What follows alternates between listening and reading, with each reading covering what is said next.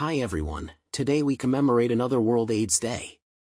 At Nova Salute Incorporated, every day is a World AIDS Day. We take this commitment very seriously and make our best effort to collaborate with other agencies and organizations to decrease and end the HIV epidemic. This is a small video explaining the timeline of events relating this global epidemic that has impacted so many lives.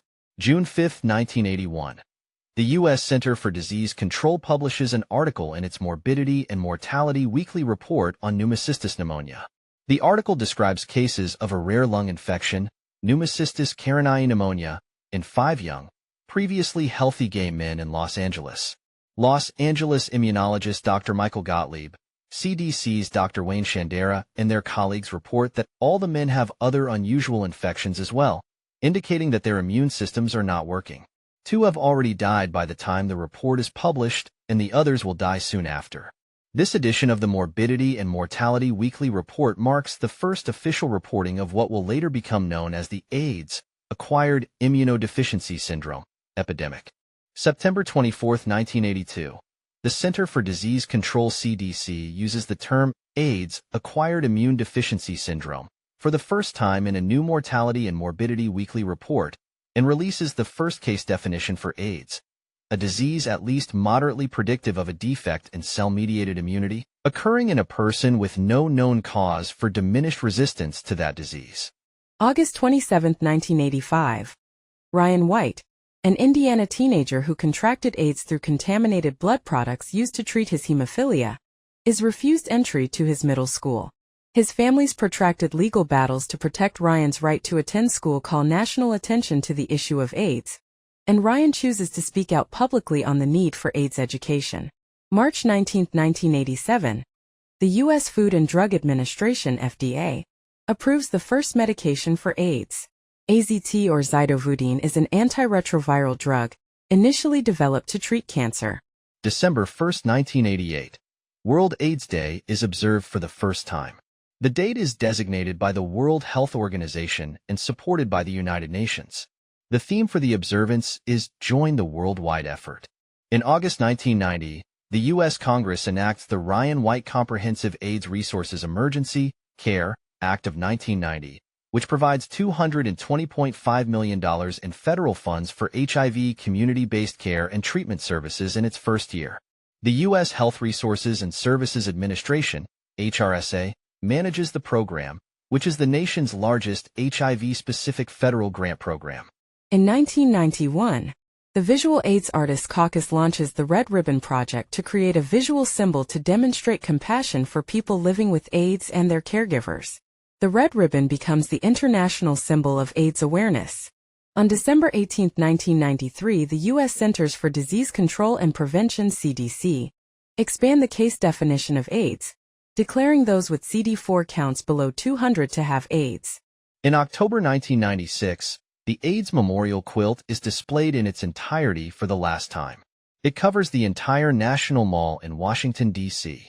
In 1999, the World Health Organization, WHO, announces that HIV/AIDS has become the 4th biggest killer worldwide and the #1 killer in Africa. The World Health Organization estimates that 33 million people are living with HIV worldwide, and that 14 million have died of AIDS. On November 14, 2001, the World Trade Organization (WTO) announces the Doha Declaration, which affirms the rights of developing countries to buy or manufacture generic medications to meet public health crises such as HIV/AIDS.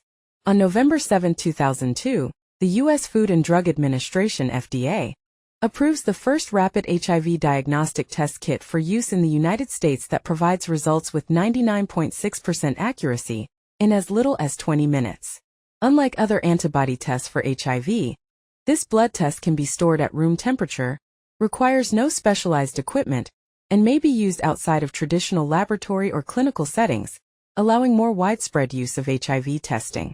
In February 2003, UNAIDS, the Joint United Nations Program on AIDS, launches the Global Coalition on Women and AIDS to raise the visibility of the epidemic's impact on women and girls around the world. On September 22, 2006, the U.S. Centers for Disease Control and Prevention, CDC, release revised HIV testing recommendations for healthcare settings, recommending routine HIV screening for all adults, aged 13 to 64, and yearly screening for those. In 2009, newly elected President Barack Obama calls for the development of the first national HIV/AIDS strategy for the United States.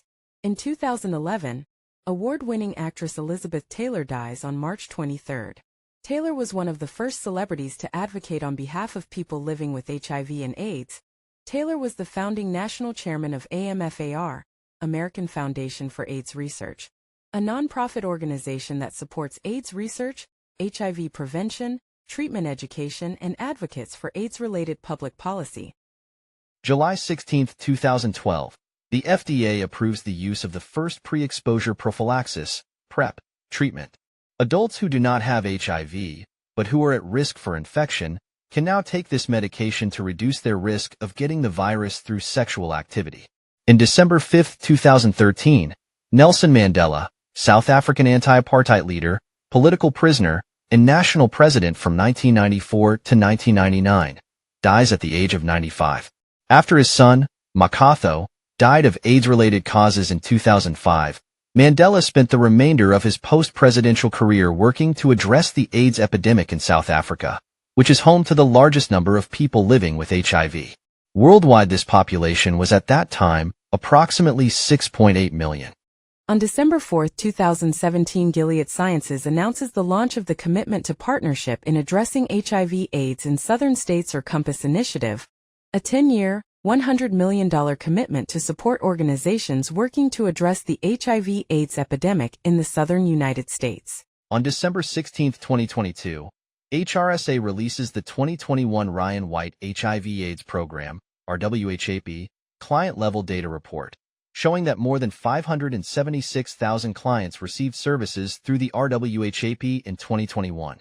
Of these, a record 89.7% were virally suppressed, highlighting the key role of the Ryan White HIV/AIDS program in providing high-quality care and treatment services to people with HIV. On October 2, 2022, the Center for Disease Control and Prevention, CDC, develops draft guidelines on using STI post-exposure prophylaxis with doxycycline, doxypep, to prevent some bacterial STIs. STIs are increasing rapidly in the U.S. and can increase a person's risk of getting or transmitting HIV. On October 18, 2022, the Center for Disease Control and Prevention, CDC, publishes preliminary data on PrEP coverage showing that in 2022, for the first time, more than one-third of people in the U.S. who could benefit from PrEP had been prescribed it. Increasing PrEP coverage is one of the key prevention strategies outlined in the Ending the HIV Epidemic in the U.S. HE initiative. Thank you for taking the time to watch the video.